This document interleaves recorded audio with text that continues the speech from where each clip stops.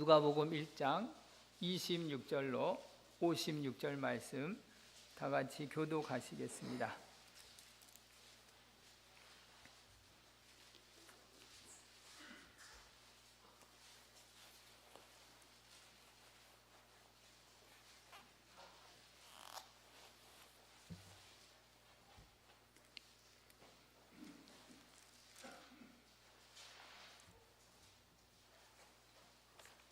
누가복음 1장 26절로 56절 말씀입니다.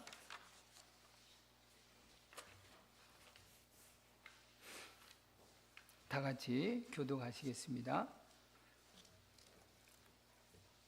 여섯째 달에 천사 가브리엘이 하나님의 보내심을 받아 갈릴리 나사렛이란 동네에 가서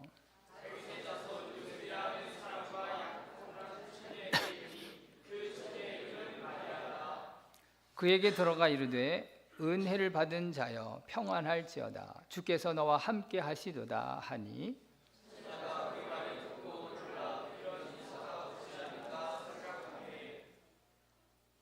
천사가 이르되 마리아여 무서워하지 말라 네가 하나님께 은혜를 입었느니라.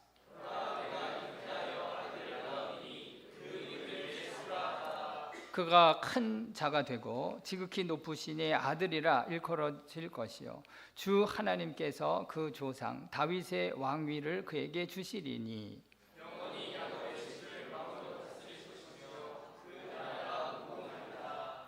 마리아가 천사에게 말하되 나는 남자를 알지 못하니 어찌 이 일이 있으리까.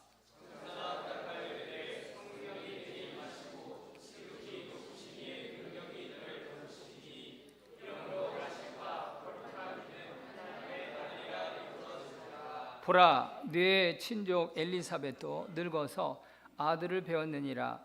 본래 임신하지 못한다고 알려지니가 이미 6달이 되었나니 마리아가 이르되 주의 여종이오니 말씀대로 내게 이루어지이다 하매 천사가 떠나가니라.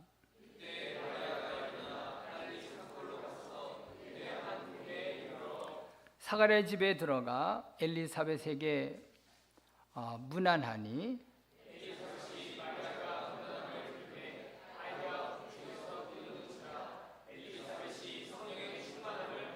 큰 소리로 불러 이르되 여자 중에 내가 복이 있으며 내 태중의 아이도 복이 있도다.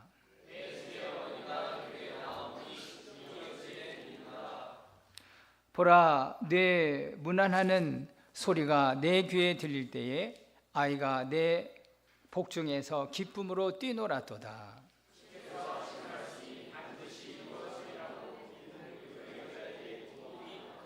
마리아가 이르되 내 영혼이 주를 찬양하며 그의 여종의 비천함을 돌아보셨습니다. 보라 이제 후로는 만세의 날을 복이 있다 일컬이리로다.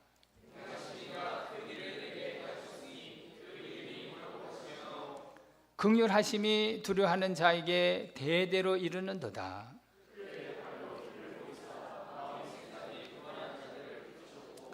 권세 있는 자를 그 위에서 내리치셨으며 비천한 자를 높이셨고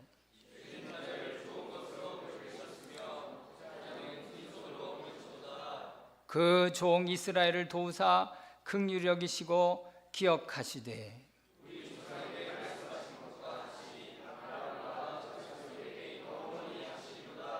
다 같이 읽겠습니다. 마리아가 3달쯤 함께 있다가 집으로 돌아가니라. 아멘. 오늘 우리가 읽은 말씀에 보면은 이 동네다 이런 표현이 2번 나오죠. 근데 원래 성경의 표현에는 폴리스 해가지고 시티, 도시 또는 성읍이라는 뜻의 단어로 기록되셨습니다. 그래서 누가 복음과 이 사도행전의 말씀을 보면은 다른 복음서와는 달리 이 시티, 도시 개념이 부각되어 있음을 확인할 수 있습니다. 우리가 전번 시간에 우리 담임 목사님께서 말씀하셨듯이 누가복음의 마지막 부분에서도 이 시티의 말씀이 기록된 것을 봅니다. 누가복음 24장 49절로 볼 것 같으면 볼지어다 내가 내 아버지께서 약속하신 것을 너에게 보내리니 너희는 위로부터 능력으로 입혀질 때까지 이 성에 머무라 하시니라 그러셨습니다. 그래서 이 성이라는 것이 바로 시티, 폴리스 개념입니다. 그래서 누가복음에서는 예수님께서 예루살렘 성을 향하여 올라가시는 그 순례 행진에 대한 말씀으로 기록되셨고, 이제 사도행전에서는 예루살렘과 온 유대와 사마리아 땅끝까지 이르러 내 증인이 되리라 하셔서 예루살렘을 중심으로 한 복음 전도가 이루어질 것을 말씀하셨습니다. 그런데 사도들의 행전, 사도들의 발자취는 예수님의 발자취인 것이 분명한 것이, 사도행전 1장 12절의 말씀 보면은 제자들이 가암나몬이라는 산으로부터 예루살렘에 돌아오니 이 산은 예루살렘에서 가까워 안식일에 가기 안 맞은 길이라 그러신 거죠. 그러니까 예수님이 승천하신 그 감람산에서 제자들이 예루살렘으로 돌아왔다 이렇게 기록하고 계신데, 근데 그 길은 예루살렘에 가깝다. 우리 주님만이 왕이시. 산은 예루살렘에 가깝다. 안식일에 가기 알맞은 길이다 하셔서 사도들의 그 발자취가 안식일에 가기 알맞은 길로 국한하고 계시다는 거예요.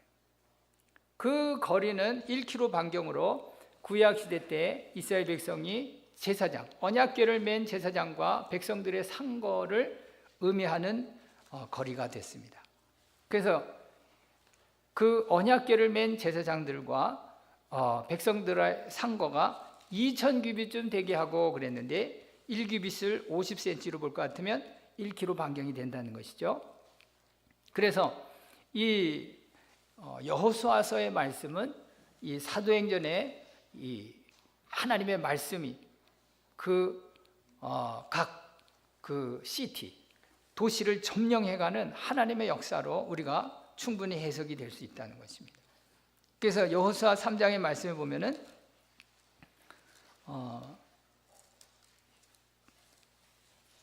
요단을 건너기 전에 여호수아가 백성들에게 지시하시는 바, 그러나 너희와 그 사이 거리가 2000규빗쯤 되게 하고 그것에 가까이 하지는 말라. 언약궤를 말씀하시는 거죠. 그리하면 너희가 행할 길을 알리니 너희가 이전에 이 길을 지나보지 못하였음이니라 하니라. 그러니까 이스라엘은 자기의 방법, 자기의 어떤 경험, 자기의 어떤 지식을 따라 행하는 것이 아니라 이전에 지나보지 못한 길일지라도 언약궤의 상거를 가지고 동행을 하면은 그 길을 알 것이다. 이스라엘 백성이 우리 주님만이 왕이십니다. 지날 때 불, 구름, 기둥으로 하나님 인도하셨듯이 이 마지막 요단을 건너는 그 찰나 가운데서도 하나님이 함께 하실 것을 말씀하시는 것입니다. 그래서 이 2000규빗의 상거는 바로 우리 예수님의 그 발자취로서 언약궤를 메시고 묵묵히 십자가를 지고 올라가셨던 그 예수님의 그 예루살렘의 사역을 우리로 상기케 하시는 줄 믿습니다. 특별히 이 요단이라는 말씀의 뜻은 위에서부터 아래로 흘러내리다, 그런 뜻이 있단 말이죠. 그러니까 여호수아 3장의 말씀을 보면은 그 상거를 가질 때 어떤 역사를 하나님께서 약속하시느냐, 그걸 우리가 확인할 수 있다는 것입니다. 그래서 여호수아 3장 13절에 보니까 온 땅의 주 여호와의 궤를 맨 제사장들의 발바닥이 요단 물을 밟고 멈추면 요단 물 곧 그 위에서 흘러내리던 물이 그랬습니다. 그러니까 요단이라는 뜻은 흘러내린다, 디센딩 하는 의미가 있다는 것입니다. 그 물이 끊어지고 한 곳에 쌓여 서리라. 또 그 아래 보면은 요단이 곡식 거두는 시기에는 항상 언덕에 넘치더라 그러셨습니다. 언덕에 넘치는 물이 제사장들이, 언약궤를 맨 제사장들이 그 발을 물에 밟을 때에 그것이 멈춰 섰다는 거냐. 흘러 넘치던 것이 쌓여졌다는 것입니다. 그리고 마른 땅이 됐다 이렇게 말씀하십니다. 그것이 이스라엘이 요단을 건널 때 보았던 기적이었습니다. 여기 마른 땅의 의미는 이 노아 홍수 때 하나님께서 세상을 심판하실 때 쓰셨던 그 말씀과 같은 의미로 쓰이고 있습니다. 다시 말하면 내가 이 죄악이 관영한 이 세상을 쓸어버리라 그랬어요. 쓸어버린다 하는 것은 이렇게 엎질러진 물을 이렇게 마른 수건으로 닦듯이 쓸어버린다는 거예요. 그러니까 싹 쓸어버린다는 그런 의미인데 여기 보니까 마른 땅에 굳게 섰다 이렇게 표현하고 계신 것이죠. 그것은 무엇이 전제됐느냐? 하나님의 심판이 전제됐다는 거예요. 다시 말하면 이 요단의 의미는 바로 예수님께서 세례를 받으시던 그 장소인 것이죠. 그것은 다름이 아닌 이스라엘 백성이 요단을 건넌 후에 그리심산 에발산에서 복과 저주를 선언한 그 의미가 있는 것입니다. 그것은 다름이 아니라 하나님의 언약의 말씀에 죽고 하나님의 언약의 말씀에 다시 살리라 하는 하나님의 백성의 고백이 있다는 것입니다. 그래서 이 마른 땅의 의미는 심판의 의미가 있다. 한 번 죽는 것은 사람에게 정하신 것이요 그 후에는 심판이 있으리니 하셔서 예수 죽음 내 죽음 예수 부활 내 부활로 고백된 우리가 요단을 이미 건넌 하나님의 백성으로서 우리가 고백이 있다 하는 걸 우리가 기억하기를 원하는 것입니다.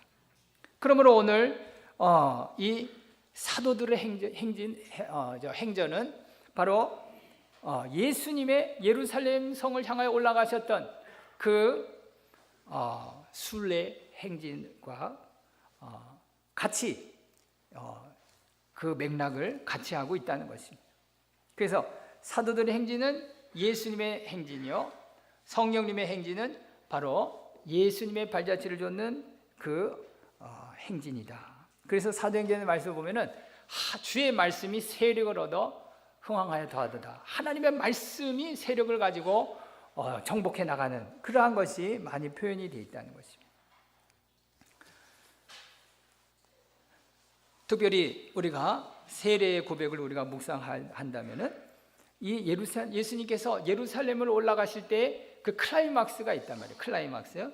그게 어디냐니까 예수님께서 예루살렘 성을 오르실 때 감람산 백박에 그랬습니다. 감람산 백박에. 이 감람산이라는 말은 예수님께서 낮에는 성전에서 가르치시고 밤에는 산에서 쉬셨다 하시는 그 예루살렘 사역을 가지신 그 배경을 말씀하시는 것이죠. 근데 여기 백박에 하는 말은 베이트 하면은 집인 것이죠. 파괴 하면은 이게 무화과라는 의미가 있다는 것입니다. 그래서 무화과 나무 촌이다. 또 베다니 하면은 베이트 하면 또 집인데 베다니하고 아고니 하면은 이게 괴로움이다 이런 뜻이 있단 말이죠. 그러니까 이 감람산 백박에 예수님의 그 예루살렘 사역 일주일간으로도 볼 수 있지만 요한 사도는 3년의 공생의 기간에 예루살렘을 계명을 따라 절기를 따라 오르셨던 예수님의 발자취를 또한 소개하고 계신 것이죠.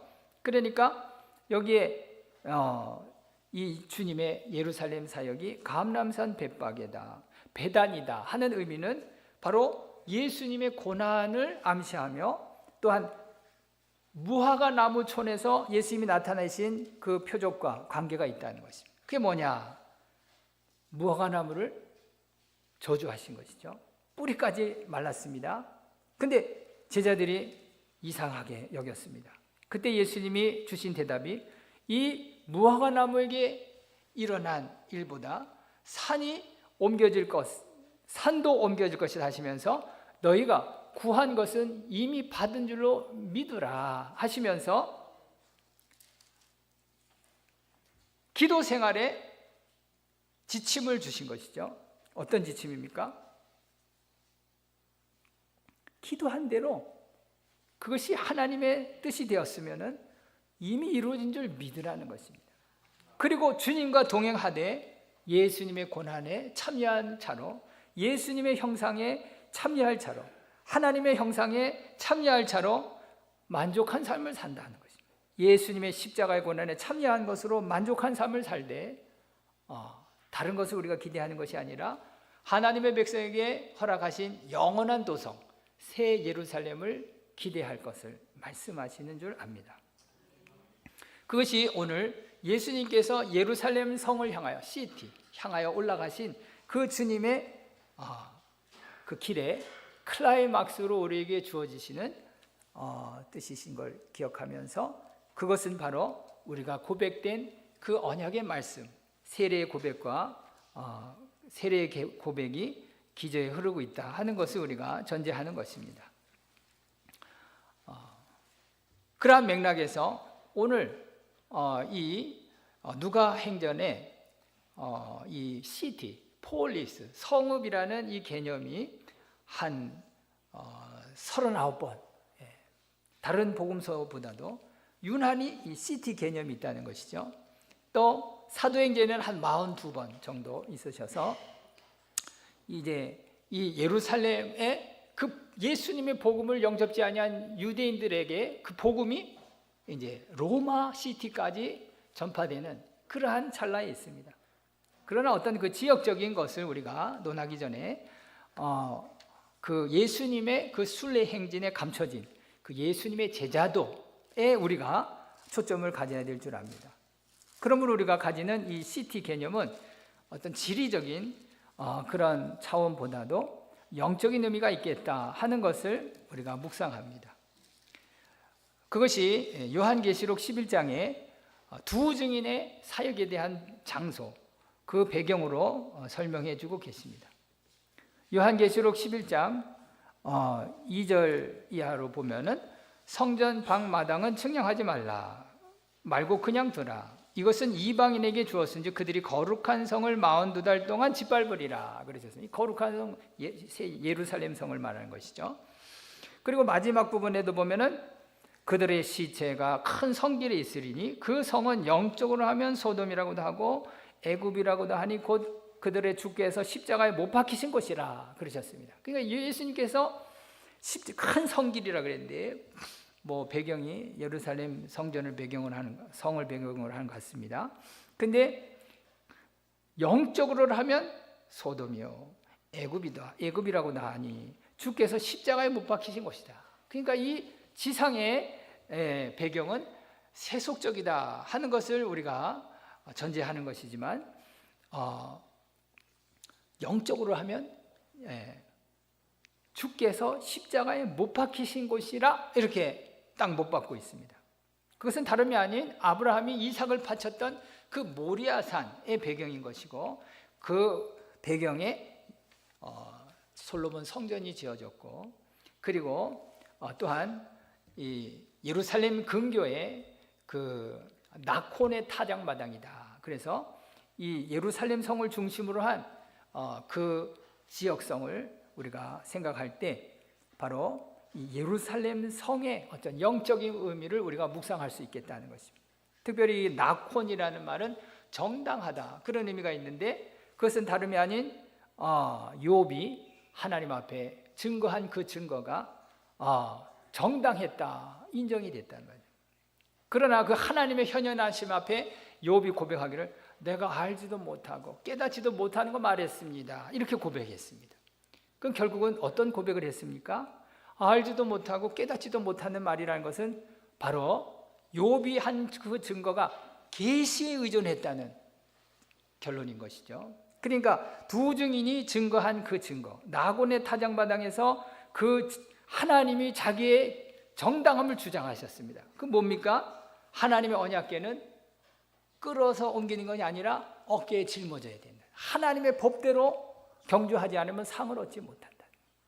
그러니까 십자가에 못 박히신 것이다 하는 것은 이 예루살렘 시티를 중심으로 한 하나님의 그 근교의 나곤의 타작마당의 역사도 해석이 될 수 있다는 겁니다. 그러니까 이 두 증인이 가지는 그 정당함, 그것은 바로 계시 의존 사색을 통한 예수 그리스도의 증거, 그것이 정당하다는 것이죠. 그게 예수님께서 십자가에 못 박히신 것이다 이렇게 못 박고 있는데 바로 영적인 의미를, 예루살렘 시티의 영적인 의미를 우리가 묵상하는 것입니다. 그래서 요한계시록 마지막 부분에 가면은 이 새 하늘과 새 땅이 우리에게 보여지고 처음 땅이 없어지고 바다도 다시 있지 않더라 그러셨습니다. 마지막 날 불로 심판하실 때 하늘이 두루마리처럼 말리고 그리고 이 모든 체질이 바뀔 것을 말씀하셨는데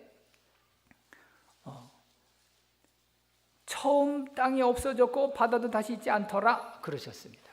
그러니까 새 하늘과 새 땅을 하나님께서 사도 요한으로 하여금 보게 하신 것입니다. 그것을 그대로 기록해서 우리에게 전해주고 계십니다. 또 내가 보매 거룩한 성 새 예루살렘이 하나님께로부터 하늘에서 내려오니 그 준비한 것이 신부가 신랑 남편을 위하여 단장한 것 같더라 그러셨습니다. 그래서 이 새 예루살렘 성이 내려온다, 하늘에서부터 내려온다 해서 오늘 이 예루살렘 시티를 오르셨던 주님의 순례 행진과 사도들이 가졌던 그 순례, 예루살렘을 중심으로 한 그 복음 전도의 순례 행진이 장차 나타날 새 예루살렘 성을 비전으로 하고 있구나 하는 걸 우리가 묵상할 수 있다는 것입니다. 우리나라는 땅에 있지 않고 우리나라는 하늘에 있다고. 그게 우리 이 세상에 소망이 없는 것입니다. 서울시티에서 저렇게 치고받고 싸우지만은 우리의 소망은 하늘나라는 것입니다. 그러므로 우리가 이 복음을 전할 책무를 우리가 갖는 것입니다.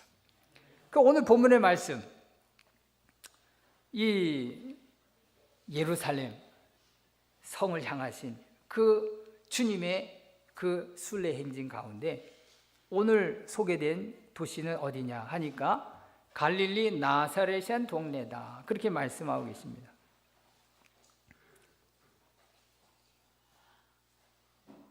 갈릴리는 위쪽 지방이죠. 위쪽에 이방의 갈릴리 이렇게 말씀하셨는데 위쪽 지방에 예수님께서 사역을 하신 그 나사렛은 바로 예수님께 자라나신 본 동네입니다. 그 이름의 뜻은 거룩이다, 나시린이다 하는 말에서 나즈리, 나자르 이렇게 해서 구별됐다 그런 의미에서 연유된 것으로 보기도 하는데 어쨌든 거룩이라는 이름이 있다는 것이죠. 그래서 동네다 하는 게 여기 동네가 시티입니다. 예수님 이 천사 가브리엘이 이 나사렛이라는 동네에 가서 전한 그 메시지, 그 메시지에 대한 부분을 우리가 살펴보기 원하는데 또 하나는 39절에 보면은 산골의 유대한 동네다 이런 의미가 있어요. 유대한 동네.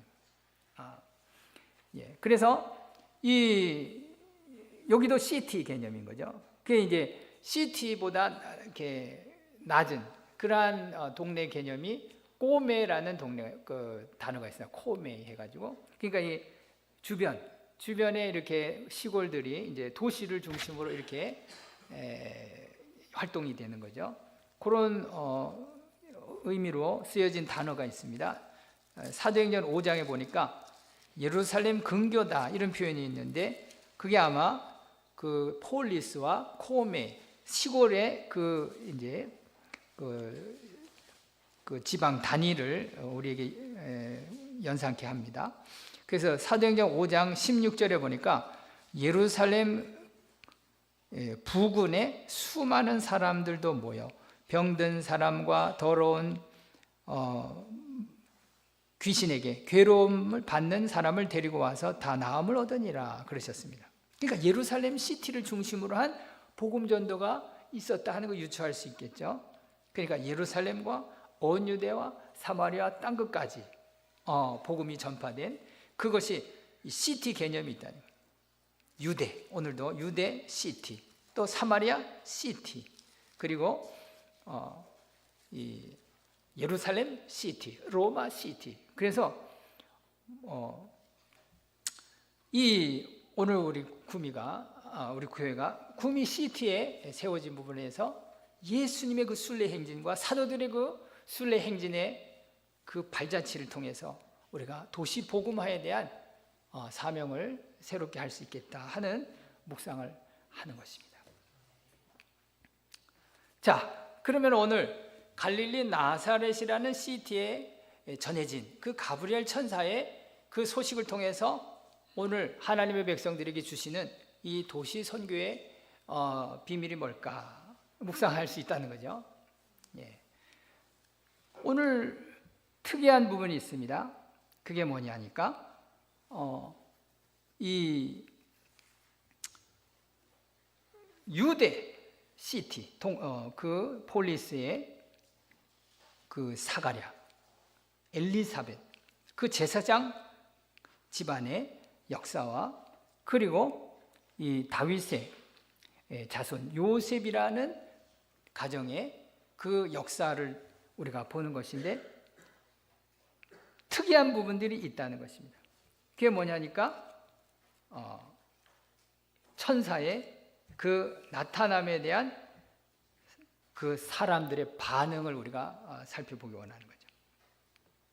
그게 먼저 이 사가랴 제사장에게 나타날 때 천사가 나타날 기도할 때라 그랬죠. 반차를 조차 분향단에서 서 있을 때 기도할 때 우편에 천사가 하나님의 사자가 섰다. 근데 그 기도가 응답이 되어서 주신 말씀 그게 뭐냐니까 그에게 이 아들을 주시겠다는 약속이신 것입니다. 그래서 그 아들의 사명이 뭐냐니까 엘리야의 심령과 능력으로 주 앞에 먼저 와서 아버지의 마음을 자식에게 거스른 자를 의인의 슬기에 돌아오게 하고 주를 위하여 세운 백성을 준비하리라 그러셨습니다. 그건 다름이 아닌 예수님 주를 위해 한다는 것은 예수님이신 거죠. 왕이십니다. 임금주 하셔서 그러니까 이스라엘의 임금님으로 오실 분을 예비하는 사명이 있다. 다시 말하면 전령자의 사명이죠. 임금이 행차하실 때 물러거라 하면은 그 앞에 길 가던 사람들이 다 엎드렸습니다. 그와 같이 이 세례 요한이 그 사명을 하겠다는 거예요. 말라기서나 선지서에 계시된 예언된 말씀대로 이 엘리야의 심령으로 하나님 보내실 것을 말씀하셨습니다. 그때 사가랴가 천사에게 대답한 말이 내가 이것을 어떻게 알리요 그랬습니다. 내가 어떻게 알려? 여기 어떻게 하는 말은 뭘 판단 근거로 가지냐 이 말이에요. 뭘 판단 근거로 가지냐, 뭘 기준으로 하겠냐 하는 것이죠.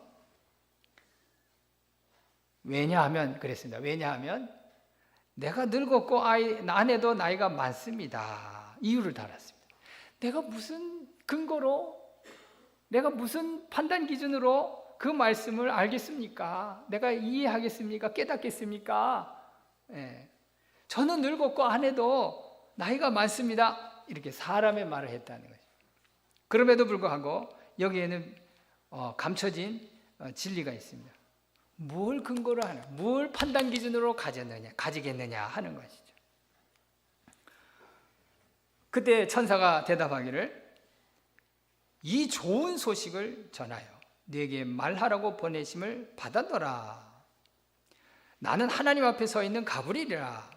보라, 이 일이 되는 날까지 네가 말 못하는 자가 되어 능히 말을 못하는 이는 내가 내 말을 믿지 아니함이거니와 그랬습니다. 여기 믿는다 하는 단어가 정보에 대한 동의의 의미가 있습니다. 다시 말하면 하나님의 약속에 대한 시인인 것이죠. 그래서 이 사가랴가 때가 이루어질 때까지 말을 못했다 그렇게 말씀하고 있습니다. 때가 이르면 내 말이 이루어지리라 하더라. 그러면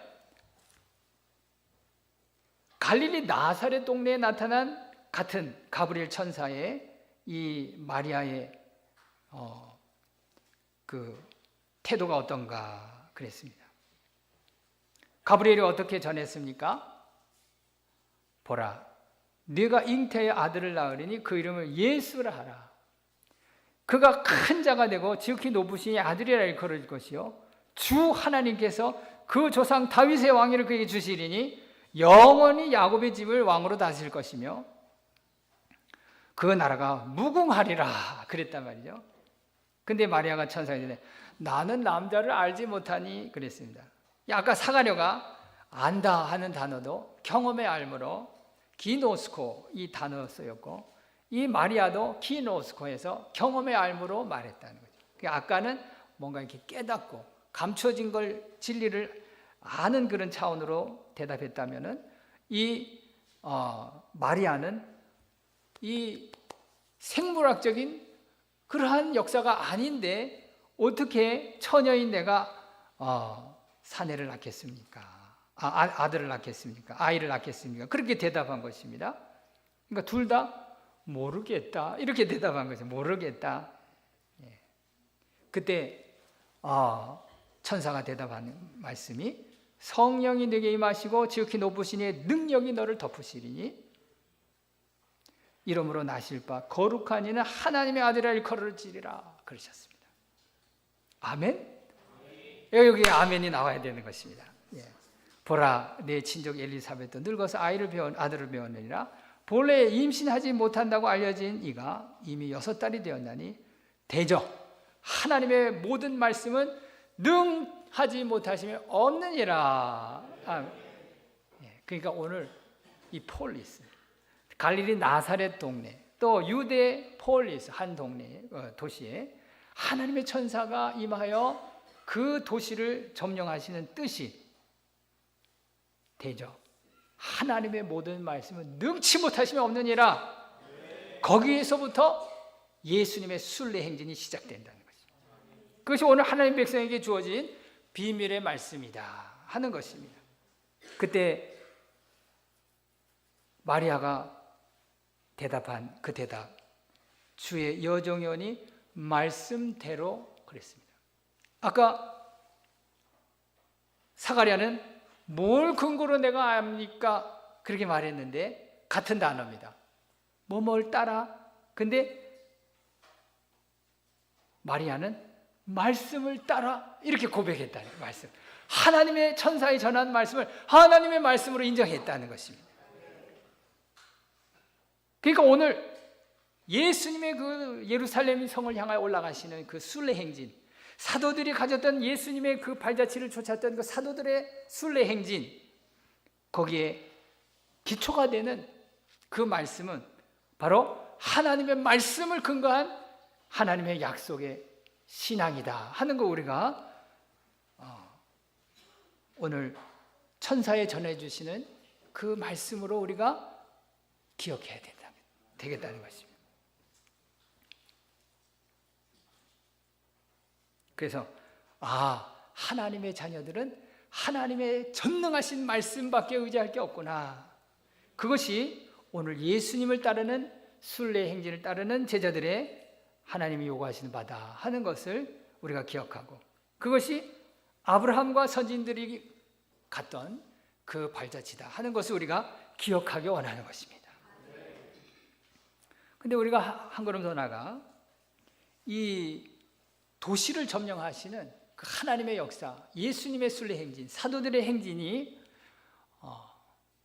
어떤 차원인가? 아까도 우리가 영적인 차원이다 이렇게 결론을 가졌지만, 그러면 이 도시를 중심으로 한 그 주위의 시골에 대한 그런 언급이 또한 성경에 있는데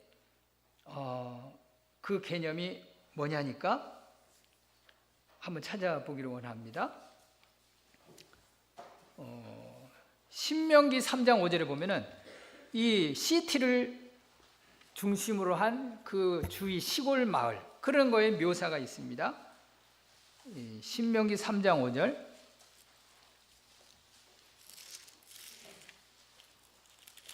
신명기 3장 5절을 보니까 그 모든 성읍이 모든 성벽으로 둘려 있고 문과 빗장이 있어 견고하며 그 외에 성벽 없는 고을이 심히 많았느니라 그랬답니다. 성벽 없는 고을이다. 그러니까 시골이죠. rural country 해가지고 시골 마을을 말하는 것이죠. 그러니까 성벽이 없다는 거예요. 예루살렘에 성이 있다는 것이죠. 그러면 여기는 이제 뭐 어디 성읍을 언급하고 있는 부분이 아닐까? 뭐 아무리 족속의 시온, 헤브론 뭐 그 성읍을 이야기할 때 나왔던 의미인 것 같습니다. 또 사무엘상 6장 18절에 보니까 또 사무엘상 6장 18절, 사무엘상 6장 18절에 보니까 여기 전번에 우리 지난 시간에 우리가 살펴본 내용인 것 같은데, 이 베세메스 그 언약궤를 끌었던 그 소, 그 움직임의 동네를 말하죠. 그래서 사무엘상 6장 18절에 보니까 들인바 금쥐들은 견고한 성읍에서부터 시골 마을에까지 그랬습니다. 시골 마을에까지. 네. 그래서 이 성벽이 없는 그 시골 마을, 그러니까 은근히 이 성벽이 있는 그 성읍의 어떤 통치를 받는, 보호를 받는 그런 좀 이미지가 있는 것 같죠.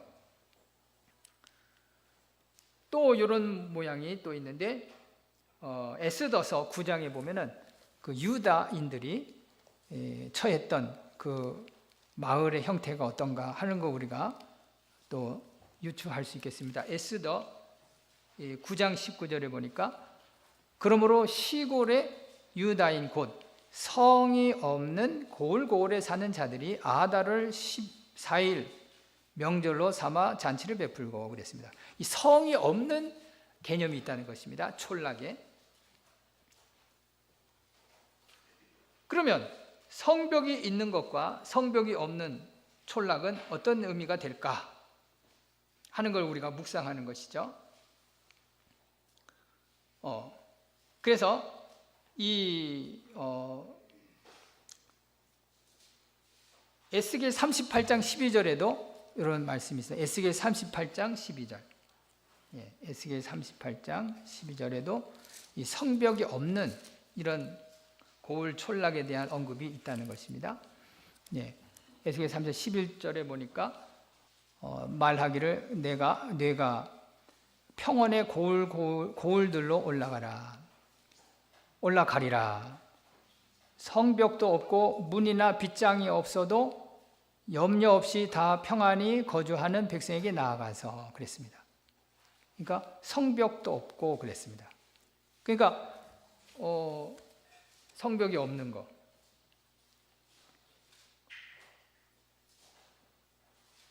또 어디에 이런 말씀이냐니까 스가랴 2장 8절. 여기에 지금 하는 말씀은 이 곡과 마곡에 대한 그 예언에 대한 말씀인데, 이 곡과 마곡이 이 성벽 없는 이스라엘 주민을 침략할 것에 대한 예언의 말씀이시죠. 이것이 요한계시록에서도 나옵니다. 요한계시록의 마지막 20장에 보면은 천년이 잠에 사탄이 그 옥에서 놓여 나와서 땅의 사방 백성 곧 곡과 마곡을 미혹하고 모아 싸움을 붙이리니 그 수가 바다의 모래 같으리라. 그들이 지면에 널리 퍼져 성도들이 진과 사랑하시는 성을 두르매 그랬습니다. 여기 성이라는 개념이 있긴 한데, 어쨌든 하나님이 하늘에서 불이 내려 그들을 태워버리는 역사를 말씀하시는 거죠. 네. 그래서 하나님이 보호하시는 그런 어떤 개념으로 이 성벽 없는 이 고을의 의미로 말씀하고 계시다는 것입니다. 그래서 이 스가랴 2장 8절에 보면은 이 예루살렘 성을 의미할 때 하나님이 그들의 성벽이 되어 주실 것을 말씀하시는 부분이신 것이죠. 그래서 이 시티 개념이 어떤 지리적인 물리적인 차원보다도 영적인 의미가 있겠다 하는 거 우리가 유추하는 것입니다. 그래서 스가랴 2장 4절에 보면은 이르되 너는 달려가서 그 소년에게 말하 이르기를 예루살렘은 그 가운데 사람과 가축이 많으므로 성벽 없는 성읍이 될 것이라 그랬습니다. 다시 말하면 될 것이라 하라 해놓고 하나님이 근거를 달아주실 때에 여호와의 말씀에 내가 불로 그러한 성곽이 되며 그 가운데에 영광이 되리라 하셔서 그 도성에 하나님이 보호하시고 하나님의 방패가 되어 줄 것을 말씀하시는 부분입니다. 이 부분을 이 사사기서의 드보라가 일찍 노래한 바가 있습니다. 그게 뭐냐 하니까 사사기 5장 11절에 보니까 5장 7절의 말씀을 볼 때에 사사기 5장 7절에 보니까 이스라엘에는 마을 사람이 그쳤으니 그랬습니다. 마을이라는 것이 여기 성벽 없는 고을이다. 성벽 없는 고을에 사는 사람들이다. 하나님의 보호 아래 산다는 거죠. 예. 그런데 곡과 마곡이 침입한다. 지금 슬라브족, 저 러시아 푸틴이 지금 그렇게 역사하고 있습니다. 그러니까 그 말씀이 요한계시록 끄트머리 부분에 있는 거 보면은 우리가 때가 다 됐다 하는 거 우리가 묵상할 수 있죠. 그러나 하나님의 도성을 하나님이 보호하신다는 그 믿음으로 우리가 서 있는 것입니다. 그래서 사사기 5장 7절에 보니까 이스라엘에는 마을 사람들이 그쳤으니 나 드보라가 일어나 이스라엘 어머니까지 되기까지 그쳤도다 그러셨습니다. 또 11절에 보면은 활 쏘는 자들의 소리로부터 멀리 떨어진 물 깃는 곳에서도 여호와의 공의로우신 일을 전하라. 이스라엘에서 마을 사람들을 위한 의로우신 일을 노래하라. 그때에 여호와의 백성이 성문에 내려갔도다 그러셨습니다. 여기 말씀에 보면은 활 쏘는 자들의 소리로부터 활 막 쏜다면 정신을 그 외적이 오랑캐가 쳐들어올 때 막 활을 막 쏴대면은 성읍에 지키는 자들이 정신을 잃는 것입니다. 어쩌다가 맞기도 하고 뭐 난리 나는 거죠. 그런 활 쏘는 자들의 그런 혼란한 가운데서 멀리 떨어진 물 깃는 곳이다 그랬어요. 물 깃는 곳이라는 것은 어떤 곳입니까? 공급이 있는 것이죠. 예, 그 우리 예수님께서는 그 배에서 생수의 강이 흘러나리라 그러셨는데 다른 말씀들을 보면은 이 물 깃는 곳이 어떤 곳이냐 하면은 전쟁터로 말하기보다는 이 물 깃는 곳을 이 아가서에는 봉한샘이다 이렇게 표현한 부분이 있죠. 봉한샘이다. 또 뭐라 그러셨나요? 아가서 말씀에 보면은 이 샘에 대한 말씀을 이 술람미 여인에 비유했습니다. 내 누이 내 신부는 잠근 동산이요. 잠궜단 말이에요. 그러니까 보호가 있다는 거죠. 딱 잠궈놨다는 거예요. 하나님이 딱 보호하신 덮은 우물이요. 덮였다는 거예요. 보호가 있다는 거예요.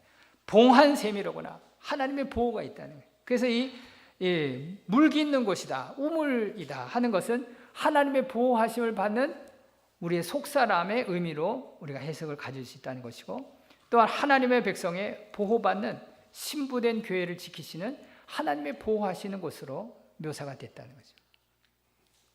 근데 그 물 깃는 곳에서도 여호와의 공의로우신 일을 전하라. 전하라 하는 말은 전의 성경에 침술하라 또는 킹제임스 버전에는 리허설하라. 리허설이라는 말은 뭐 준비를 다 해놓고 이제 발표하는 거죠. 이것은 하나님의 의로운 일이다 하는 것은 복음 전하라는 거죠. 그렇죠? 복음 전하는. 그러니까 어디에서 그 활 쏘는 소리부터 멀리 떨어졌다. 하나님의 보호하심을 받는다. 그 활 쏘는 거를 에베소서 말씀에는 뭐라 그러셨죠? 믿음의 방패로 뭐의 화전을 소멸한다 그러셨죠? 예. 에베소서 6장에 전신갑주체하라 할 때 그 믿음의 방패로 능히 악한 자의 모든 불화살을 소멸하고 그랬습니다. 그러니까 그 이제 요한계시록 그 첫째 인을 뗄 때 그 흰말을 탄 자가 활을 가지고 나가서 이기고 또 이기려고 한다 그랬는데 뭐 그렇게도 해석이 될 수 있겠죠. 그러니까 이 활 쏘는 자들의 소리로부터 멀리 떨어진 물 깃는 곳에서도 여호와의 공의로우신 일을 전하라. 이스라엘 마을에서 그랬습니다. 여기 이스라엘 마을이라는 말은 성벽 없는 촌락 주민들이라는 거예요. 촌락. 하나님의 보호를 받는데.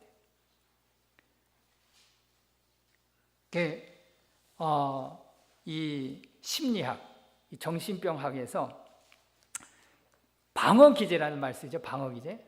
자기를 보호하고 자기를 컴프러치 하려고 위장하려고 자기를 자꾸 성벽을 세우는 것입니다.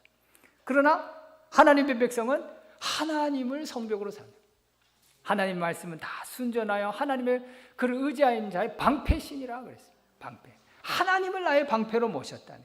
근데 뭐라 그러셨냐니까 그때 여호와의 백성이 성문에 내려갔다네. 하나님을 나의 방패로 삼고 하나님을 나의 성벽으로 삼을 때에 성문에 내려가는 역사가 있다는 거예요. 성문에 내려갔다는 승리를 보장하신다. 그러니까 여기에 우리가 성벽 없는 이스라엘, 성벽 없는 촌락 주민에 대한 태도가 있다는 거죠. 그 역대기 20장 12절로 볼 것 같으면 이 여호사밧 왕이 여호사밧 골짜기에서 의지할 것이 하나님밖에 없다 그러신 거예요. 하나님밖에 없다. 역대하 20장 12절에 보니까 뭐라고 하셨습니까? 우리 하나님이여 그들을 징벌하지 아니하시나이까 보리를 치러 오는 이 큰 무리를 우리가 대적할 능력도 없고 어떻게 할 줄도 알지 못하고 오직 주만 바라보나이다 그랬단 말이죠. 그때에 이스라엘 백성이 두구와 들로 나갔다. 두구 아니면 나팔이라는 나팔. 하나님께서 백성의 그 나팔 소리를 들으신다. 이스라엘 백성이 여리고에서 나팔을 불 때 하나님 그 소리를 들으신다. 하나님의 명령대로 행할 때 하나님께서 그 나팔 소리를 들으시고 하나님이 역사하신다는 것입니다. 그것이 이스라엘이라는 거예요. 하나님과 사람으로도 싸울 이겼다.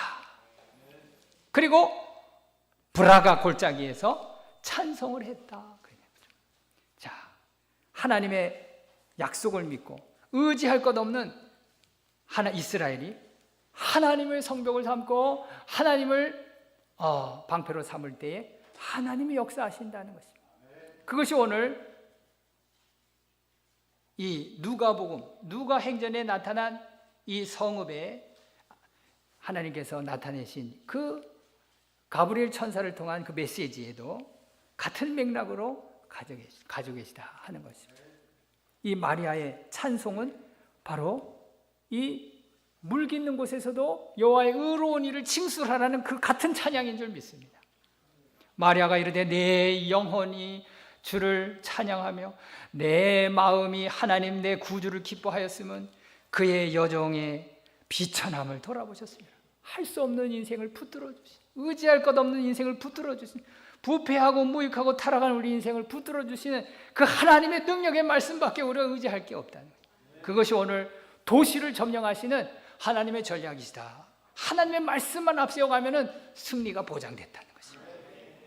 능하시니가 큰 일을 내게 행하셨으니 그 이름이 거룩하시며 긍휼하심이 두려워하는 자에게 대대로 이르는도다. 그 종 이스라엘 도사 긍휼히 여기시고 기억하시되 우리 조상에게 말씀하신 것과 같이 아브라함과 이삭과 선진들에게 약속하신 그 말씀을 액면 그대로 믿는 그 믿음 안에서 하나님께서 아브라함과 그 자손에게 영원히 하시로다. 이것이 오늘 저와 여러분들의 찬송이 되시기를 주님의 이름으로 축원합니다.